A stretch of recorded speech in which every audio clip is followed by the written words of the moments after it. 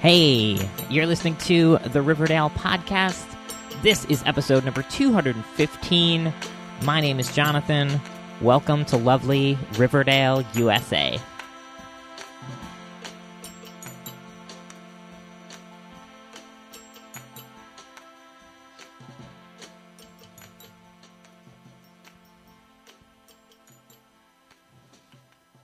Folks, this is an Archie Comics fan podcast. We update every Saturday morning, and every week we break things up 4 ways. First up is the book of the week. It's the comic book I read this week. Sometimes it's a new comic book, sometimes it's an old comic book, but it's always an Archie comic book. We move then to the news of the week. That's what happened in the world of Archie in the week since our last podcast. Then onto new releases. That's what came out this past Wednesday, will be coming up this coming Wednesday. And then we get to the big part of the show, the exciting part of the show, which is our special guests, Dan Parent and Fernando Ruiz, are joining us later in the show to talk about their creator-owned book, Die Kitty Die. We've mentioned that on the show before. If you're not caught up with this book, we'll tell you all about it. You'll learn all about it, how it came to be, all of that stuff, and most importantly, you'll find out where to get it. Because if you love Archie Comics, then you love Dan Parent and Fernando Ruiz, and you will certainly love Die Kitty Die.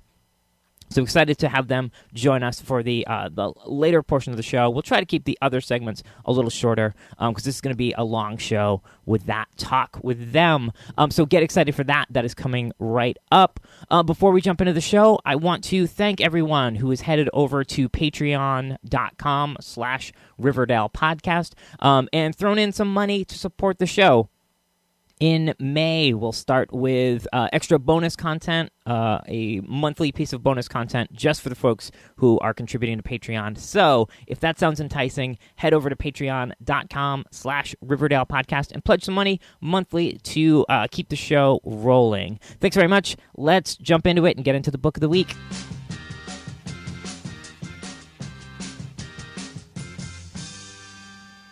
All right, this week's book of the week is Jughead and Archie Spring Annual number 20. And in the interest of keeping this brief, we're going to talk about just the lead story, the brand new story, which is entitled Pause for Effect, P-A-W-S, and is another one of these great like pet-themed stories that Bill Galvin has been drawing over the past couple years. First up, I want to talk about the cover by this week's guest, Fernando Ruiz. Really whimsical. I've been really liking these new covers that aren't necessarily a gag. They're just sort of a scene, a freeze frame from the particular season.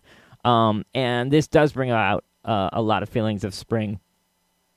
Jughead and Archie on the trampoline, and Jughead's doing this great thing where he's got an ice cream cone that he's trying to eat, and the impact from the trampoline has thrown his ice creams up in the air. It looks like they're going to land evenly and neatly back on his cone, which would be fantastic. So you've got a cool, pretty green, flowery kind of background, but everybody's still got the long sleeves. So it's springtime, but not summertime, which is definitely what I'm feeling around here as well. So, onto our story, our brand new story for this issue, written by Adrian Ropp.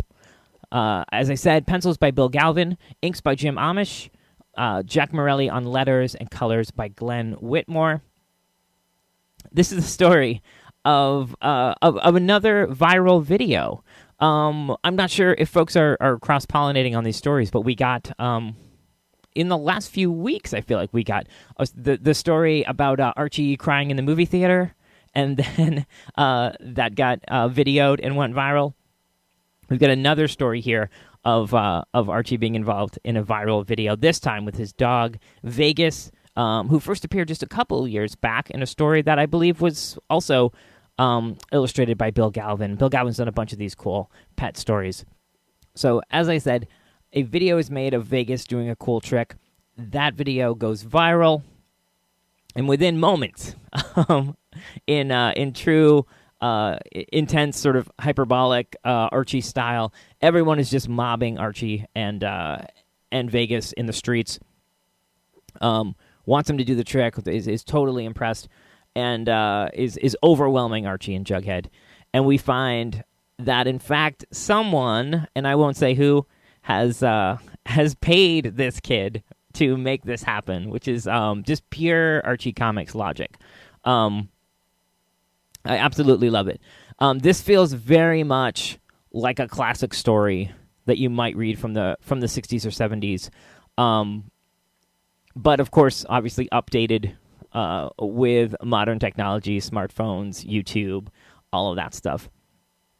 So I like that it is just a ridiculous premise. How could this person pay this kid to take this video and then know that it's going to go viral and make Archie's day difficult? But of course he does. That's how logic works in Riverdale. I love this. I love seeing Bill Galvin's art. Anyone who's listened for a long time knows that it's always a treat to see him drawing the Archie gang. I like his rendition of the pets. I like the really youthful way that he draws Archie. Archie looks very much like a younger teen, like a 14, 15-year-old. He's got that, I don't know if it's the rounded face or what, but or the sort of childish expressions. And I love the way he draws Betty and Veronica as well. And we are treated to his rendition of Pops in this story as well, which looks fantastic. So, fun story, good story with the pets, succinct, tight, 5-page story, had a classic feel while still feeling modern, having modern technology, having modern fashion and clothes and all that. And that's what I love from an Archie story. So, there it is. We'll leave it there. Tons of great stuff in this issue as well. Sam Schwartz, Rex Lindsay, all your favorite Jughead artists are in here. Great issue, almost 200 pages here of good stuff in this week's Book of the Week, Jughead and Archie Spring Annual number 20.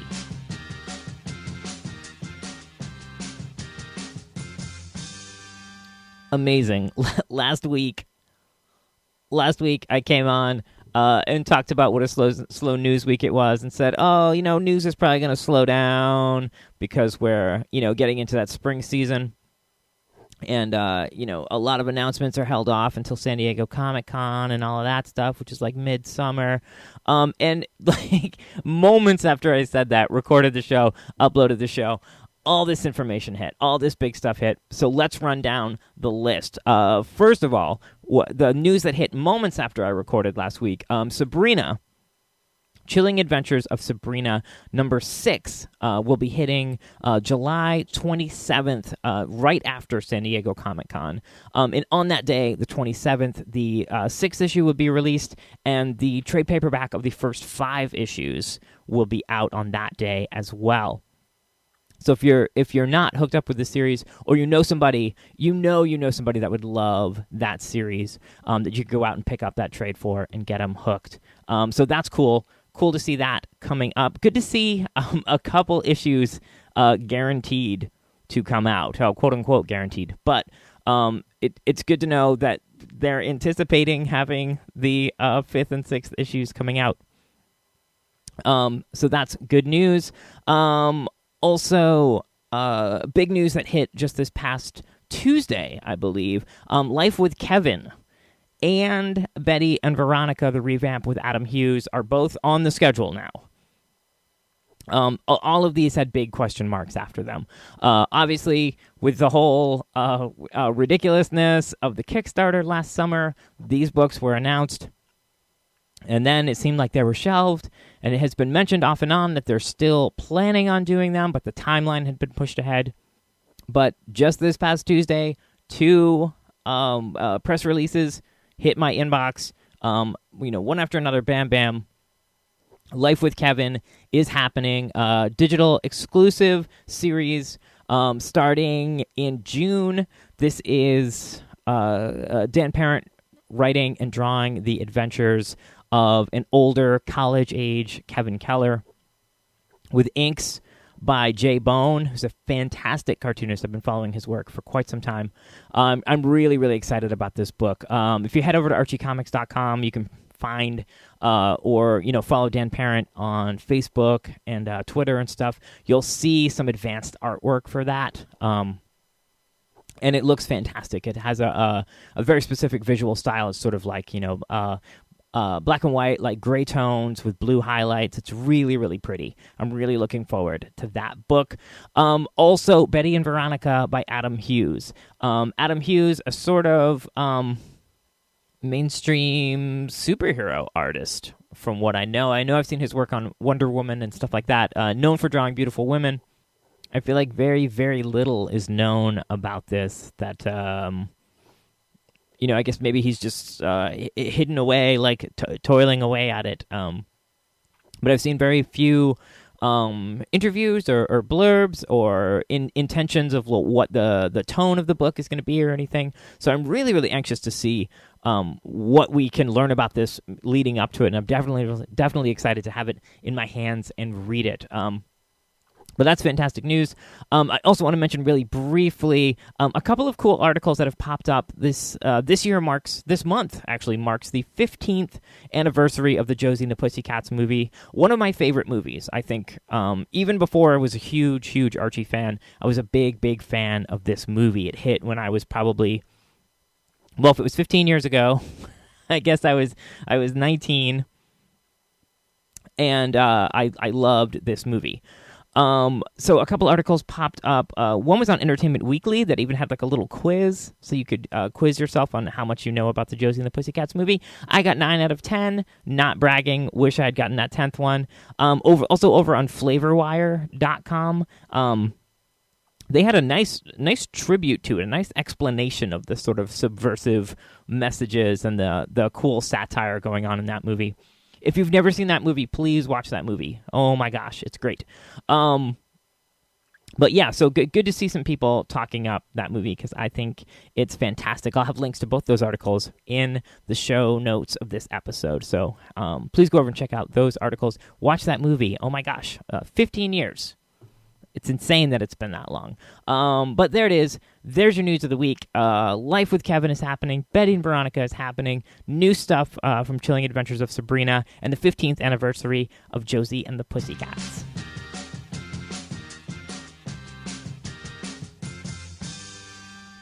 All right, folks, new releases for this past Wednesday, the 13th. In comic shops now, of course, our book of the week, Jughead and Archie Spring Annual Digest number 20. Also out this week, Sonic the Hedgehog number 280. And coming up this coming Wednesday, the 20th one, Lonely Little Release, World of Archie Comics Double Digest number 58. So there you have it. Those are your new releases for this past Wednesday, the 13th, and this coming Wednesday, the 20th, from Archie Comics.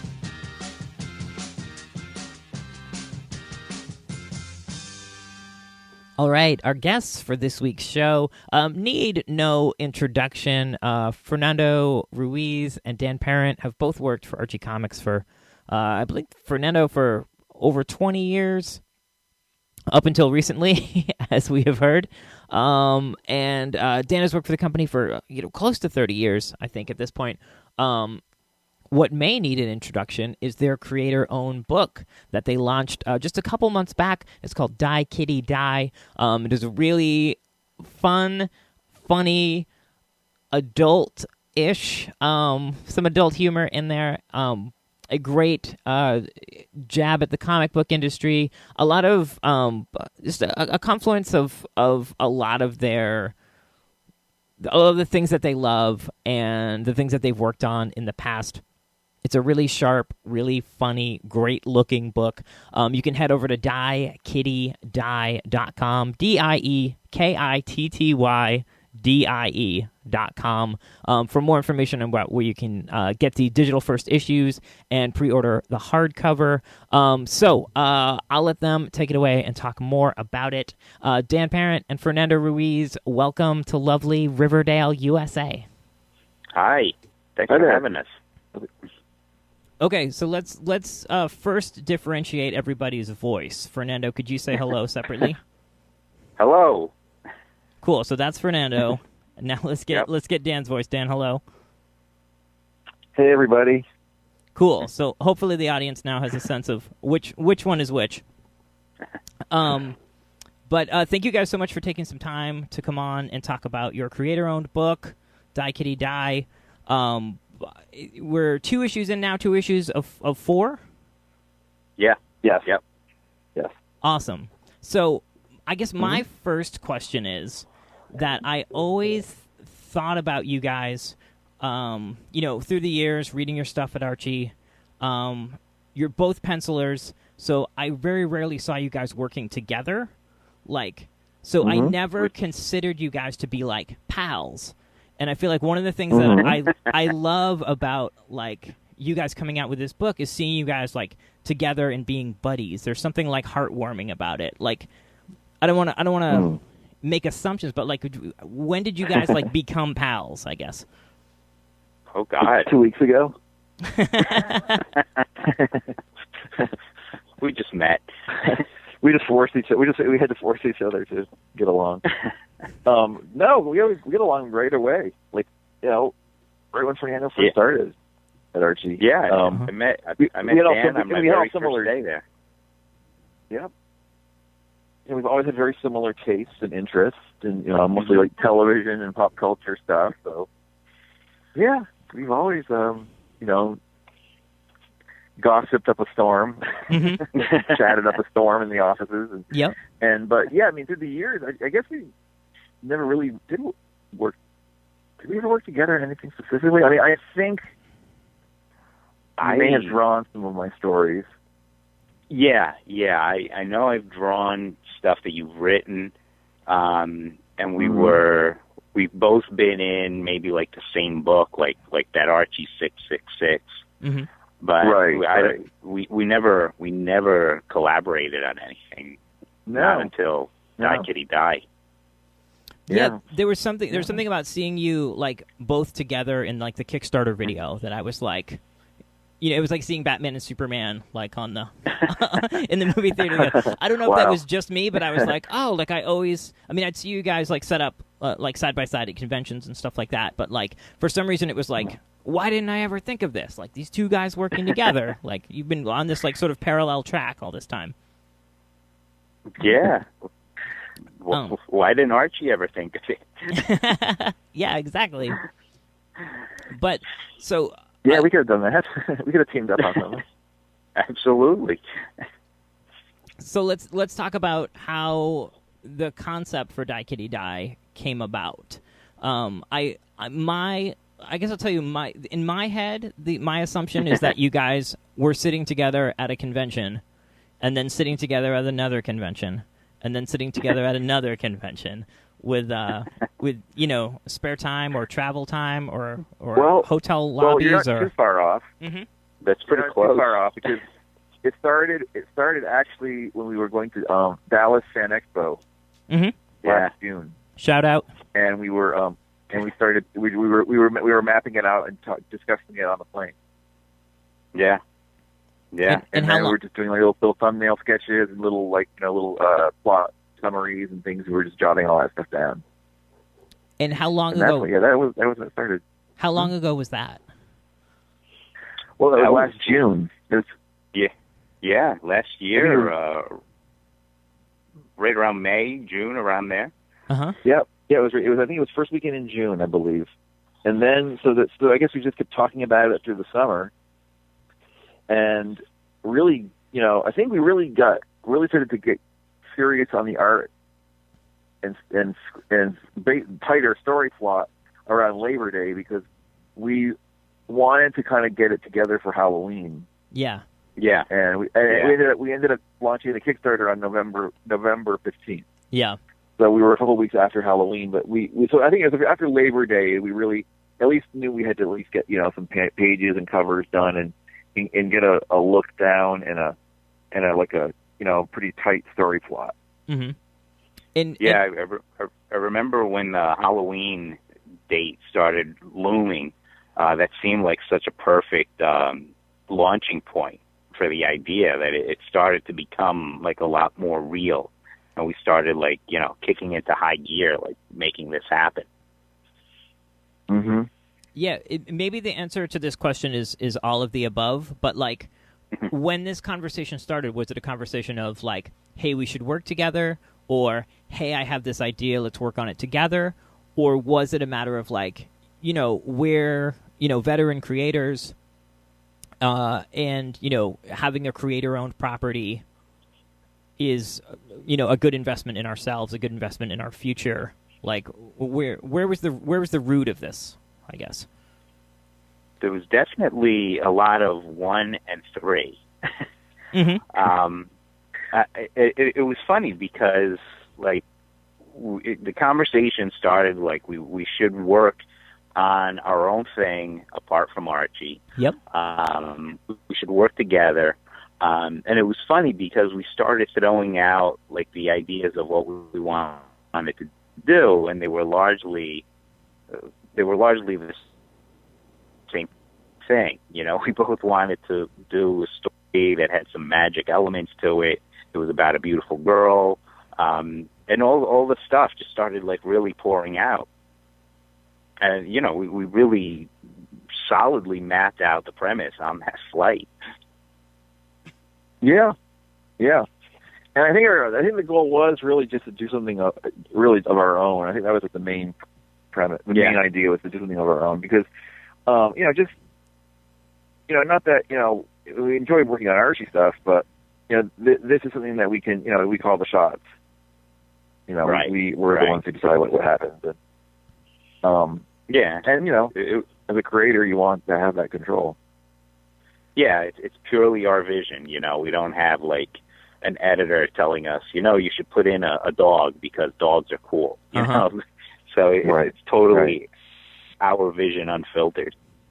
Yep, and then also, if you're having your sort of pie in the sky dreams, if Cartoon Network gives you a call and says, "Hey, we're reading this, we like it," or whatever, it is entirely yours. To license or to do what you will with. Yeah, right. Yeah, absolutely. Right. Mm-hmm. So I'm thinking of this as sort of like a dual creative process. I was thinking about I feel like I have a sense of what the creative process is in terms of the issues with you guys splitting up the pages and stuff. But taking a step before that, what was the process like? As you said, on that flight of like throwing out ideas and seeing what sticks and drawing things up and stuff, like creating a character together, creating a universe together seems harder to me than making a comic book together where you've already established all of those things. Like, was that difficult coming together and making concessions? Were you able to be like, I don't like that idea, or I have a better idea, or what was that process like? Well, I think that's where we work pretty well together. Yeah. To begin with, we have, like Dan said before, we have like a lot of the similar likes and dislikes and influences on our lives. Like, we keep drawing a lot on the old Harvey comics, even more so than the Archie comics. So, a lot of times we would throw something out there like, oh, we got to have like, Dippy the Dead Kid. And we'd say, yeah.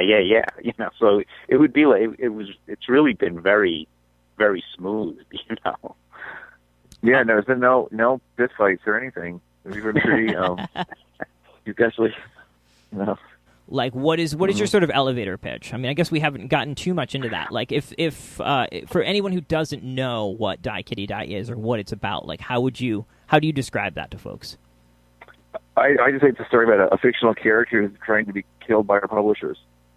Mm-hmm. And then I get into a little bit more detail. It's about a pair, kind of like a big jazz of the comic book industry. Uh-huh. And it revolves around a world that we've created of comic book characters.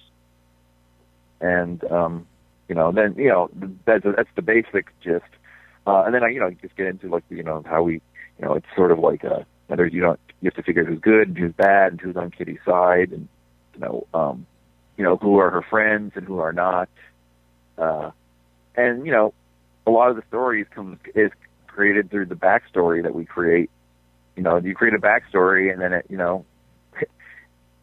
we know more about what we're going to do in the future. And the thing is, it's total. We've got so much freedom to create all this stuff. Mm-hmm. You can do whatever we want. And then the fact that the character is magic. You can do anything there. in its comic books, you can do anything you want. There's like no limit. Where Archie was based in a lot of reality, more reality based. This is total fantasy. Mm-hmm. There's a lot of flexibility to the premise where we can just go off and do stories about whatever we want. So yeah, she's in hell in issue 2. She's at a comic convention in number 3. Mm-hmm. We play up the romance in number 4. So there's a lot of different takes that we can have on it. Yeah, that's awesome. One of the things I like about the book is that you've got those sort of classic style stories that open up each issue. Is that I assume that's going to happen throughout the 4 issues? Yeah. Yes. Yeah. Where you sort of like number 3 is a superhero sort of story. Cool. Based in the 70s. You go Kitty as Agent Kitty. She's kind of like a spy, kind of like a Charlie Angels thing. You got Kitty, and we've got American Gloria, who's our superhero, and then Dinah Chick. Awesome. And so it's like the 3 of them, fighting crime. Cool. But American Gloria has like a secret that she's having trouble with. So Kitty helps her, and then that's where their friendship bond is formed. And then number 4, we've got a wedding. And that's all we'll say. The wedding. Awesome. And those Kitty has been married before. So. Oh, okay. I just reread the first 2 issues before we got on the phone, so there was something I was wondering about that, but I will leave that question alone. Let's talk about who you're working with on this as well. There's the 2 of you, mm-hmm. and then tell us a little bit about the other folks that you've brought in to work on the book. All right. Well, we've got Jason Bone, who's really good. Yeah. Or J Bone, as he likes to be called, but I call him Jason. Secret's out. I actually started working with him on the Kevin book. Mm-hmm. And I was a fan of his work before that. He has a really just cool retro style, and he inked some of the first Kitty pages we had done, and they looked really great. And has been doing the fashion pages in Kitty. Yeah, I love those fashion pages. Fashion spread in the middle, and then when the book is printed, the pages will look better because it'll actually be fashion spreads the way they're supposed to be. So yeah, he was really a good get to work on the book, and he's really just got that he really gets the whole Kitty thing. In the second issue, you had that little backup by your old collaborator Bill Gollier, which is really nice to see. Yes.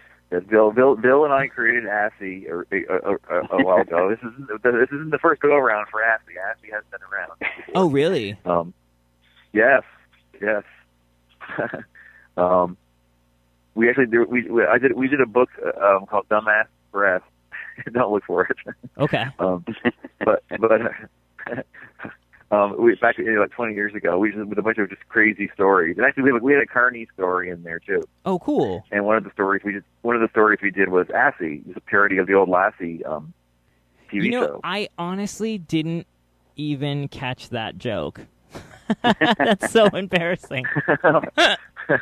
Oh my God, it's so subtle. Sorry, go ahead. We were just doing parodies of stories and TV shows, and we just were like Lassie, and then we were like just saying. I think Bill did Assy, and we were like, what if it was like the Lassie, but Lassie had a big ass, and it always impeded his trying to save people. Like Lassie would always save people. Yeah. But in this version, he was always trying to save people, but his ass got in the way, or her ass got in the way. Lassie's a girl. And then I think in the other Assy story, I have the digital file for it. I'll have to put it online or something. As a bonus. Yeah. In this story, it was I think we did the same storyline basically. In this one, the kid who's Dippy beforehand, Clarence, I think. Was it Clarence? I don't know. Ends up falling in the well and has to get help. And I think we did that in the original Assy story too. it's always a kid falling in a well. That's always a good premise and has to help. But Ashley always ruins it because his ass is so big. And or has to cross a river, has to cross like a thin log across the river, and of course, the big ass breaks the tree. Sometimes the most effective jokes are like the cheapest, like simplest jokes. So that's simple. They're much more simpler than Ashley. Yes, so good. But it was fun to get Bill involved because worked with Bill for so many years. And, Bill hasn't done anything for Archie in a while, and it was just fun to have him do something. Yeah, and I mean, for those who don't know, Bill Gollier was your collaborator on the Carnies. Also, didn't he work? He worked on Jughead's Diner? ? We worked on Jughead's Diner. Yeah, we worked on Love Showdown together. We wrote that together. Yeah. And wrote the specials, the Love Showdown specials, and I drew those. And we did a lot of stuff, actually. We used to collaborate on the Sabrina stories and Archie and Friends. Well, we actually used to split up Archie and Friends. We would just split it up. Like one issue, I would write and draw the lead story, and he would do the Sabrina story. Mm-hmm. And we would kind of switch it up. So we did collaborate a lot on that. We collaborated on Jelly Bean. We created Jelly Bean, her good sister. Awesome. And we wrote those stories together. So so we actually collaborated a lot. And then there was the Jughead Diner years and the Archie 3000 years. And all the years that, even though we didn't do drugs, it appeared like we did. And there are other, familiar names for folks who've been reading Archie for years. Rich Kozlowski, and Glenn Whitmore on colors. Were those easy gets? Yeah. Yeah, they were. They like to work. Mm-hmm.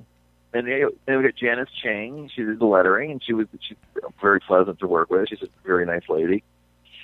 But yeah, it was great. And Rich is in both mine and Fernando's stuff throughout the years, and he's just so good. He just makes everything look so nice, and really knows how to enhance our work. And he was a real pleasure to work with. So yeah, everybody was really top notch professionals. We had no issues at all. Everything just went really smoothly.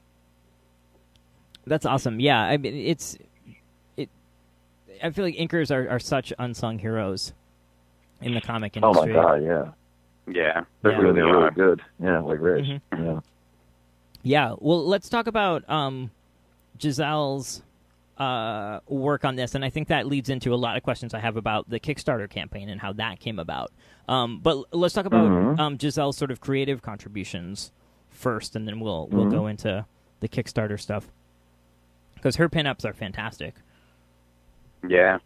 Oh, yeah. She really nailed it with that first one, and then we were lucky that for the hardcover that'll be coming up, she did a bonus story that the Kickstarter funded. It was one of our stretch goals. And, really beautiful 5-page story.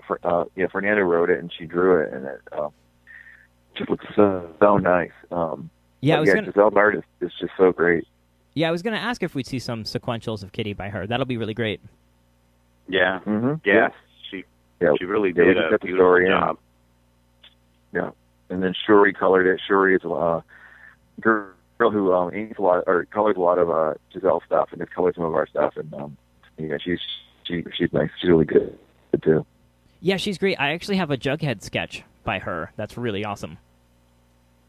Wow. Oh. Mm-hmm. Yeah, she's a good artist. She sure is. Yeah. So let's talk about Kickstarter. So if we're going sequentially, you guys have this conversation last year. You're developing it. You're getting it together. Was it an idea from the beginning that you guys were going to put this on Kickstarter and raise some money? Or how did that come about? I think so. Yeah, I think we always had the intention to do Kickstarter. Mm-hmm. Kickstarter was always a possibility. I had done a Kickstarter for an anthology a couple of years ago, and we were looking to just raise $2,400, or $1,200, and we raised $24. So I mean, it was really small scale. But I think by the time that we had started really kicking our ideas around for Kitty, so because involved with Giselle's Kickstarter. She had gotten her own Kickstarter, their second Kickstarter going, and I think watching that go down kind of inspired us, and we learned from that, and she was great as far as helping us, and just showing us how to not make fools of ourselves. Right. And we still did a little bit. There were still a couple of mistakes I made, yeah. when we were doing some of the mailing, and there were some mistakes, but she we helped us through them, and she just had a lot of knowledge on how to do it, and about how much shipping would cost. Originally, I think at one point we talked about doing all the 4 issues as print, not even thinking about how much it would have cost us. And now looking back, I would have just wiped out all our Kickstarter money at this point if we had done that. Yeah. And she knew that right away, to do digital and then do the print. And she was definitely right. But yeah, she just was very helpful and helpful in promoting it too. And I think it was good because we helped her on her Kickstarter and she helped us on ours. And I think our audiences definitely cross each other, cross paths. They're not that far apart, but she definitely brings some of her fans over to us, and vice versa. So I think we both kind of help each other.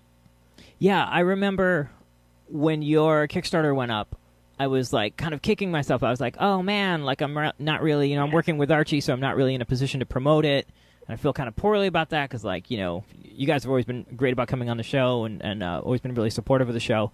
And then, what were we, like, 2 weeks in, 3 weeks in? Like, how long did it take you guys to fund? You guys, like, funded, and then you went through the roof, and I was like, oh, okay, like, I'm really overselling my abilities here. Like, you guys are doing just fine without me. We funded it. We funded it in, like, a week. 8 days, yeah.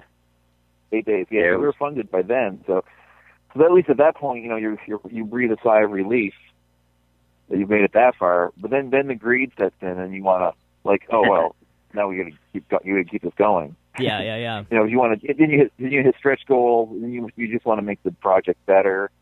We really, really wanted to. The 2 things we really wanted was we wanted to make it a hardcover. Yeah. And we wanted to fund the Giselle story. Those are 2 of the biggies that we wanted. And then we added some pages, and just the stretch goal just made it a better book. Yeah, actually, let's take that second now to say that a hardcover is available for folks. Yeah, it's up for pre-order right now. Hardcover is available. Yeah, you can go to there's like danparent.com, FernandoRuizEverybody.com, and then AstroComics.com and DieKittyDie.com. Any of those sites you can go to and order it. Awesome. Yeah, we'll throw that out as many times as we can throughout the conversation, because if folks want to read it, definitely get your order in for the hardcover, because it's going to be great. Yeah, so that's definitely the way to go. Did you guys end up with? After the Kickstarter ends, you're looking at it. It looks like a huge success. Are you then, waking up the next morning with a pile of sketches to draw? A pile of things to ship out? How was that an overwhelming situation? Oh, we're facing that now. Well, that hasn't really happened yet. we announced, the book wasn't coming out until July, so really these Kickstarters won't start mailing out until June, July, and then probably into August. Okay, so folks will... Yeah, we haven't at that point yet. So folks, you'll be shipping those all out together. The folks will get their hardcover that they backed, and then also whatever sketches or things that they... Yeah. Those will all ship out together. Unless, like, some people specifically were like, oh, I want my sketch now. And if they wanted their sketch now, we just have to charge extra shipping to do, like, 2 separate shipments. But for the most part, it's easier, and most people just want it all together. So people will get their hardcover, and they'll get their commission, and they'll get their kitty cards, whatever their reward was, it'll all come in one package. Yeah. And that goes back to your saving on shipping of not publishing individual issues as well. Like, right? Yeah, because if we had done 4 separate issues and people wanted like certain issues and they wanted all 4, or they wanted 2, and then you're talking, we'd have to do a mailing every month, and that would be quite It would not be fun. Yeah, right now. I mean, So beyond... digital is much easier. You put the issue up there, and not to say it's not work, because it is work putting the issue together even digitally. But at least once it's up there, people just download it, and then that's it. It's not you're done as far as the physical labor is going. So. Yeah. So how is that going? Do you guys have an editor, or do you guys have any who physically puts together the whole book? We don't really have an editor. I mean, we have people who are helping us now. Like a couple people of our friends are reading it over and looking at it and stuff. But we're doing it. We're editing it ourselves basically, and I've been putting it together in Photoshop, making PDFs. I sort of know how to do it. I made a couple of mistakes the first time around and learned, and so for issue number 2, it went a little smoother. It's just a matter of the next, as we continue on in this process, we'll get a production person or at least someone to do more of that, because it's a little bit time consuming doing the VR and that, but it's fun too. I mean, I like doing it. But time wise, it's always, now I understand why companies have editors, proofreaders, production people. Yeah, folks to do the layout and design and all that stuff. Yeah, we're kind of control freaks, so that's good too. You make sure you have control. So. Yeah, how is the scheduling been? Like, I love, first of all, I want to say that I love that you guys raise this money and now you're able to sort of like, pay your friends to come in and work on the book. Like, what a cool feeling that must be. Yeah. But where was I going with that? That's a cool feeling. That must be rad. Okay. And then hang on for it. Yeah, let's all agree. We can all nod our heads and say that while I try to remember the second part of that statement.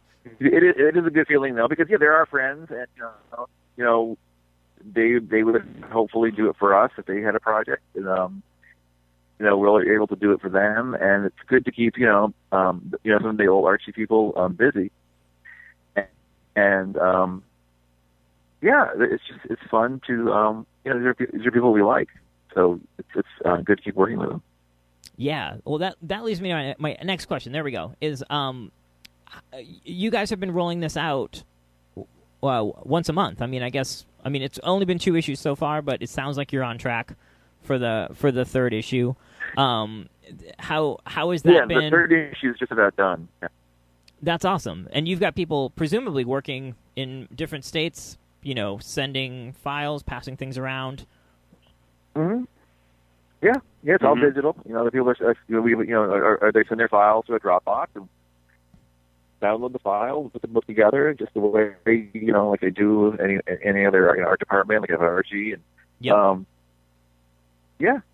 we're on schedule. We promised February, March, April, May, and number 3 will be out by the end of April, and 4 will be out by the end of May, and at the same time, the book will be at the printers, being prepared for the hardcover. That's awesome. And we'll be doing a exclusive for Montreal Comic Con, which would be actually a printed version of the first issue. Oh, awesome! With a new cover. Cool. Mm-hmm. Who's doing the cover on that one? I hope both of us. Awesome. We jammed on this one. When is jam that? Piece. When is that coming up? That leads so well into my next question. When is Montreal Comic Con? It's July. First weekend in July. Yeah. Awesome. So that'll be the first piece of printed of anything of Kitty will be then. Yeah. And then 2 weeks after that, I believe 2 weeks, maybe it's a week, is San Diego, which will be the debut of the hardcover. There you go. That is some good thinking, folks. We're no dummies. Yeah. We planned this stuff. Well, anyone in Montreal, grab up some copies. Those are going to go. They'll go through the roof. Your first printed appearance. Limited edition. Yeah, that's awesome. that leads me into the sort of Die Kitty Die tour that's going on. You guys are both folks who do a lot of conventions. I mean, I don't know. Do you guys want to throw out some dates of where you guys are going to be? Maybe that's overwhelming. Like, tell us a little bit about where you guys are going to be and how extensive this convention schedule is this summer. Mm-hmm. East Coast Comic Con in Caucus, New Jersey. That's this Saturday and Sunday, April 16th and 17th. Cool. So as people are hearing this, you're in Secaucus? Right. Yeah, right. And where are you headed from there? Van's probably got another Well, job. I'll be doing a show in Cornwall, Ontario, Cape Con, the week after that. I'll be alone at that, but I'll also be promoting Kitty. So I'll still have the Kitty stuff with us. Mm-hmm. Then the end of the month, it's the biggie one in Calgary. So I'll be there, Fernando will be there, Giselle will be there, Rich Kozlowski's going to be there. So it's going to be a lot of big team Archie / Kitty will be there. So let's talk a little bit about the future. I know you guys are in the present. You are working. You're finishing up the 3rd issue. You've got the 4th issue to go. You've got a whole summer schedule of conventions. But if I can overwhelm you a bit, like what does the future look like for Kitty, for you guys and Kitty? Well, pretty good. Yeah, things are looking good. We'll hopefully have some other things to announce the next time we talk like this. Awesome. Nothing we could talk about just yet. Right. Cool. Do you think, with the experience you had on Kickstarter, do you think that you'll be going back to Kickstarter? Most likely. Yeah, I think so. We definitely. Yeah. We've already been kicking around ideas for a Die Kitty Die sequel, so we could definitely continue Kitty's adventures.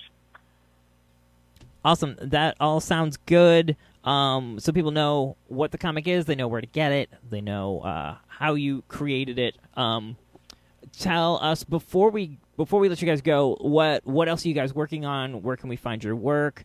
Anything that you guys want to shout out or promote on the way out? Because anyone who listens to this show has been reading your stuff for years, wants to support you wherever you guys are. So, Fernando, first up, what are you working on right now? Well, right now I've been, aside from wrapping up Die Kitty Die, I've been working with Giselle on her webcomics. You could go to pixietrickscomics.com, and I've been working on a reboot of her Eerie Cutie series. And I did a 12-page story, and the pages are going up every couple of days right now as we speak.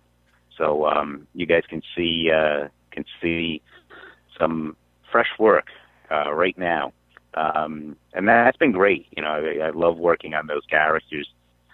And Giselle, she's already given me another story to work on. So it's really been a lot of fun. Awesome, Dan. What have you got going on aside from if you don't have enough work with Die Kitty Die? What else are you working on currently? Right. Well, there's also Giselle's work. I'm working on Eerie Cutie stories for her. So I did a 10-pager that's going to be coming up soon. And I got another couple stories I think to work on for her that are still coming down the pike, so those will be good. The Archie stuff, the classic Archie stories, working on those still, a couple stories here and there. Kevin, digital book will be back out there. It'll be published starting in June. Basically, besides that, there's conventions, and I've been doing some variant covers for people. I've been doing some variant covers for Valiant Comics. Oh, really? Some, like Archer and Armstrong covers coming up, and Faith and Ninjak, and Eternal Warrior covers coming up, and I did a cover for Boom for what the hell is the name of the comic? Very cute, whatever it is. I can't remember the name of it right now, but I did the cover for them. And just whatever things come our way, and I got some other stuff coming up that kind of ties in with Fernando too, but we'll have to wait on that. Awesome. Okay. Well, teaser here. Awesome. Well, we'll have you back to talk about all that stuff when it's ready to announce. Whenever you guys have something to announce, you guys always have a place here on the show to announce it. I'm sure everybody who's listening knows your stuff, has been reading your stuff, and is excited about what you guys have coming up. Yeah, thank you both for taking some time to talk to us. Die Kitty Die is great. I'm excited to see where it's going next. Thanks again, and have a great night, guys. Hey, thanks a lot, Jonathan. Dan Parent and Fernando Ruiz on the Riverdale podcast. Really, really good to talk to those guys. Sweet, nice, kind dudes. And it's I think it's worth stating that like they have been with the show since early on. Have always been super supportive and giving of their time, and always fun to talk to at conventions and run into. Cool guys. So head over, support their book, diekittyDie.com, danparent.com, Fernando Ruiz, everybody.com. You can get the single issues at gumroad.com, GUMROAD. And you can pre-order the beautiful hardcover edition over at diekittyDie.com.